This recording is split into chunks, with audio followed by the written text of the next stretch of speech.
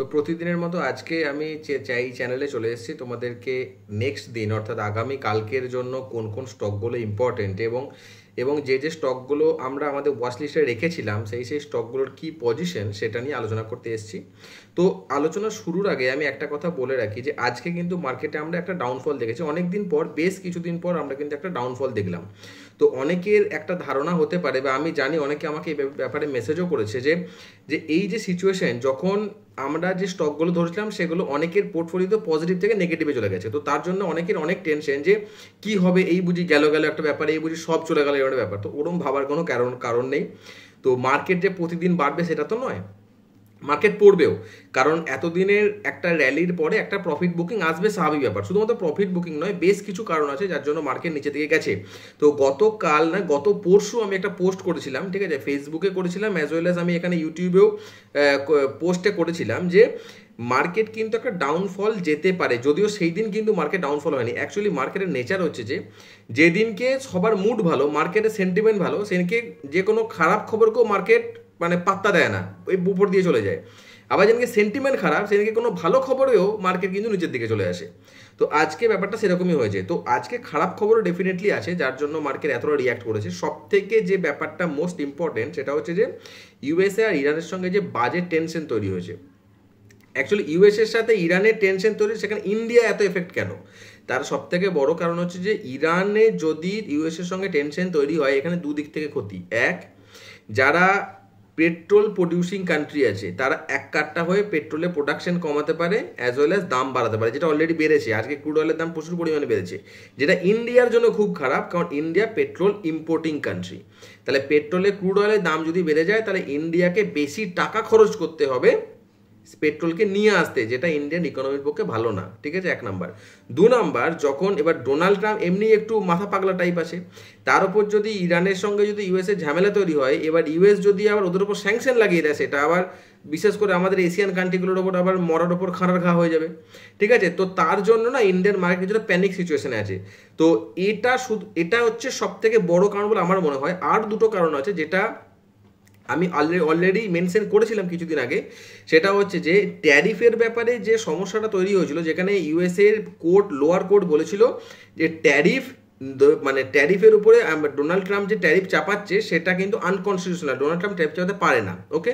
তো সেটার এগেনস্টে ট্রাম্প প্রশাসন হায়ার কোর্টে গেছে এবং হায়ার কোর্ট এখন ইনজাংশন জারি করেছে, মানে হায়ার কোর্ট বলেছে যতদিন ট্রায়াল চলবে ততদিন কিন্তু ডোনাল্ড ট্রাম্প কিন্তু ট্যারিফ চাপাতে পারে, বা যে ট্যারিফগুলো চাপিয়েছে সেটা কার্যকর থাকবে, যেটা কিন্তু মার্কেটের জন্য খারাপ, যার জন্য কিন্তু ডাউ ফিউচার কিন্তু ডাউন হয়েছে। আগের দিন আমরা দেখতে পেয়েছি, আজকেও ডাউ ফিউচার ডাউন হয়েছে এবং পুরো ডাউ জোন্স ডাউন, ওকে, আমেরিকার মার্কেটে ডাউন। আচ্ছা, 3 নম্বর যে পয়েন্ট সেটা হচ্ছে যে ওয়ার্ল্ড ব্যাংক একটা ফোরকাস্ট দিয়েছে, যেখানে ওয়ার্ল্ড ব্যাংক বলছে যে ইউএস মার্কেট রিসেশনে চলে যেতে পারে, ইউএস মার্কেটের গ্রোথ পোটেনশিয়াল কমে যাচ্ছে, ওকে। তো সেটাও একটা বড় কারণ। আচ্ছা, তারপর হচ্ছে ডোনাল্ড ট্রাম্পের সাথে ফেডের যে চেয়ারম্যান মানে পাওয়েল সাহেব, ওনার আবার আদায় কাঁচকলার সম্পর্ক। এবারে যে ট্যারিফের যে সিচুয়েশনটা চলছে না, সেটা যে কোন পথে এগুচ্ছে সেটা নিয়ে কারোর কোনো ধারণা নেই, না ওয়ার্ল্ড লিডারদের ধারণা আছে, না ইউএসএর নিজের ধারণা আছে। কাজেই ইউএসএ যদি নিজের ধারণা না থাকে, ইনফ্লেশন কতটা বাড়বে, কি হবে, এই সমস্ত ধারণা যদি না থাকে, তাহলে তো রেট কাট হবে না, আর রেট কাট যদি না হয় ইউএস মার্কেট বাড়বে না, আর ইউএস মার্কেট যদি না বাড়ে ইন্ডিয়ান মার্কেটও বাড়ার সম্ভাবনা কম। এটা একটা বড় কারণ। আচ্ছা, এরপরে যেটা বড় কারণ হচ্ছে সেটা হচ্ছে যে ইউএসএর সাথে মানে চায়নার যে ট্রেড ডিল হতে যাচ্ছে না, যেটা আমরা ভেবেছিলাম যে হয়েই যাচ্ছে, সেখানে ইউএস প্রেসিডেন্ট মানে টুইট করেছে, যেটা আমার মানে বলতেও কেমন একটা লাগছে।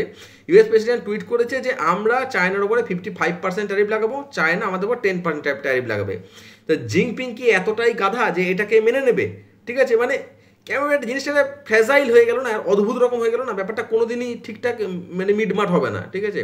তো এটা একটা কারণ, মানে এই সব কিছু নিয়ে একটা জবা খিচুড়ি অবস্থা। এবারে আমরা যদি ডিআইআই এফআই প্যাটার্নের দিকে দেখি না, তো সেখানে দেখতে পাবো যে ডিআইআই প্রতিদিন বাই করেছে, কিন্তু ডিআইআই যে বাই করার ইন্টেন্সিটি, কতটা বাই করছে সেটা কমেছে, মানে পরিমাণটা কমতে গেছে। উল্টো দিকে এফআইআই প্রতিদিন বাই করেছে, যদিও আজকে সেল করেছে খুব কম, মাত্র 446 কোটি টাকা মাত্র, ওকে। তার তুলনায় বাই করেছিল কিন্তু অনেক বেশি, একটা পুরো এক্সপোনেনশিয়াল গ্রাফে বাই করেছে, পরপর রেগুলার বেশি বেশি করে বাই করেছে, ঠিক আছে।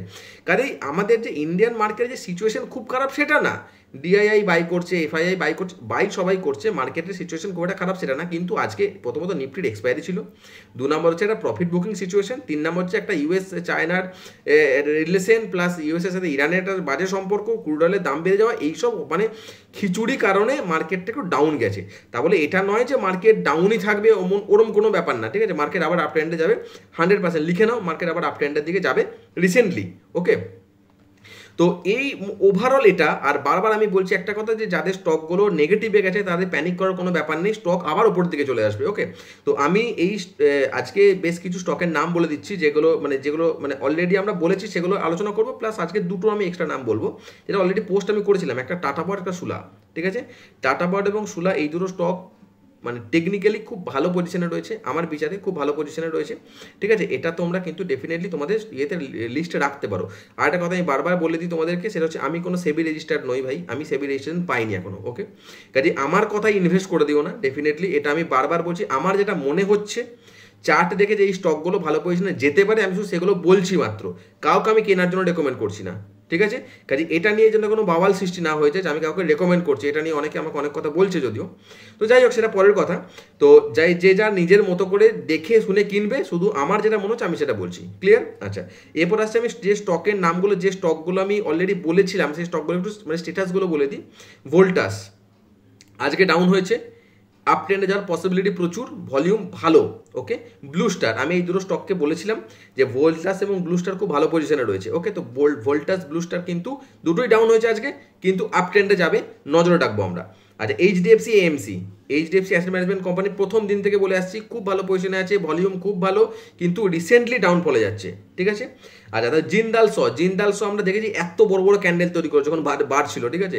তো হঠাৎ করে এত বড় বড় ক্যান্ডেল তৈরি করে নেমে এসছে সাপোর্ট জোনে আছে, ঠিক আছে। জিন্দাল স কিন্তু বাড়ার পসিবিলিটি আছে, যারা প্রথমে ধরতে পারোনি তারা কিন্তু এখন ধরতে পারো।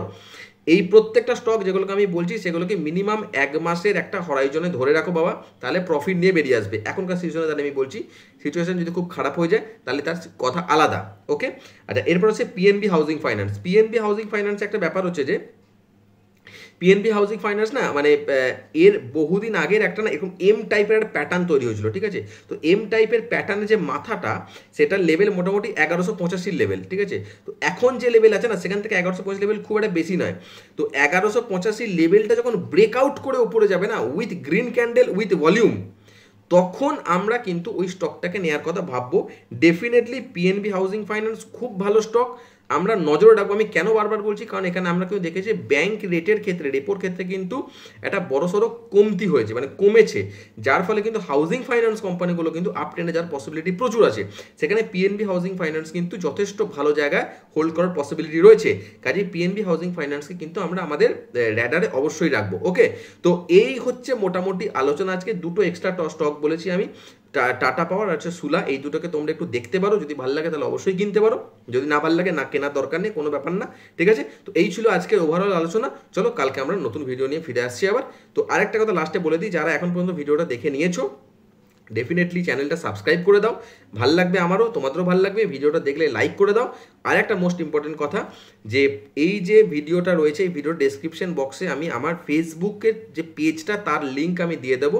ওই পেজটা তোমরা করে নিতে পারো, মানে লাইক করে নিতে পারো, এবং তোমাদের যদি কোনো কিছু জিজ্ঞাসা থাকে তা ডেফিনেটলি ওই পেজে গিয়ে আমাকে মেসেজ করতে পারো, আমি তোমাদের মেসেজে উত্তর দেবো, ওকে। তো আজকে থাকে এ পর্যন্ত, চলো।